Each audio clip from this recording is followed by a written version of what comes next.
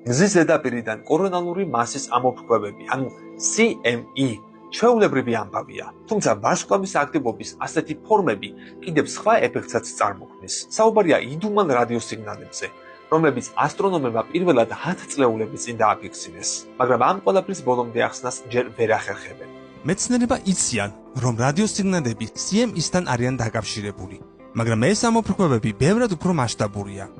ამ ყველაფრის უკეთ გასარკვევად NASA-მ ახალი მისია, სახელწოდებით CubeSat Radio Interferometry Experiment, ანუ CURIE წამოიწყო. კოსმოსურ სააგენტოში რადიოსიგნალების გამოკვლევა დედამიწის გარშემო პატარა თანამგზავრების განთავსებით უნდათ. მისია ძალიან ამბიციური და საინტერესოა. მსგავსი რამ პირველად ხდება, როდესაც კოსმოსში რადიოინტერფერომეტრს ვათავსებთ. ეს რადიოასტრონომიისთვის მნიშვნელოვანი წინგადადგმული ნაბიჯი იქნება. თქვა დევიდ სუნდკვისტმა, CURIE-ს მთავარმა კვლევარმა და ბერკლის კალიფორნიის უნივერსიტეტის მეცნიერმა. CURIE-ს მისია ძალიან პატარა თანამგზავრებისგან შედგება, რომლებიც დაახლოებით ფეხსაცმლის 5 ზომისაა. თანამგზავრები ორბიტაზე ევროპის კოსმოსური სააგენტოს რაკეტა Ariane 6-მა უნდა გაიტანოს. გეგმის თანახმად, თანამგზავრები დედამიწის ზედაპირიდან 580 კილომეტრის სიმაღლეზე განთავსდება. უკვე ამის შემდეგ თანამგზავრი 0.1-დან 19 მეგაჰერცამდე რადიოტალღების სკანირებას შეძლებს. მთლიანობაში CURIE მნიშვნელოვანი ექსპერიმენტია. კვლევრებს მიაჩნიათ, რომ ეს მზის შესავლაში დაეხმარებათ და ამით ვარსკვლავის ამოფრქვევებზე მეტ შეიტყობენ.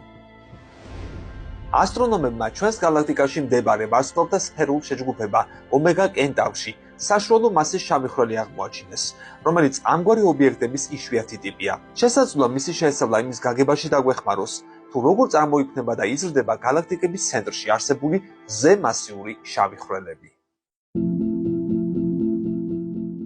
მეცნიერთა მიერ გამოვლენილი ობიექტი ჩვენგან დაახლოებით 16,000 სინათლის წლითაა დაშორებული და ომეგა კენტავრის შუაგულშია განლაგებული. ის მზეზე სულ მცირე 8,200-ჯერ მასიურია, რითაც საშუალო კატეგორიაში ჯდება. დანარჩენი ორი ვარსკვლავური მასისა და ზემასიური შავი ხვრელებია, რომლებიც ყველაზე დიდი რაოდენობითაა მიკვლეული. ვარსკვლავური მასა მიიჩნევა მზეზე 100-ჯერ მასიურ ობიექტად და ზემასიური მზეზე 10-ობით 1000-ჯერ ან მილიარდჯერ მასიურად. ადრეულ სამყაროში სპეციალისტებს ზემასიური შავი ხვრელები აქვთ დაფიქსირებული, რომლებიც იმდენად დიდია, რომ უბრალოდ მატერიის მიზიდვით ასე მალე ვერ გაიზრდებოდა. მათ ზომა სწორედ საშუალო მასის ობიექტის შერწყმა ხსნის, მაგრამ ისინი ძალიან ძნელი აღმოსაჩენია.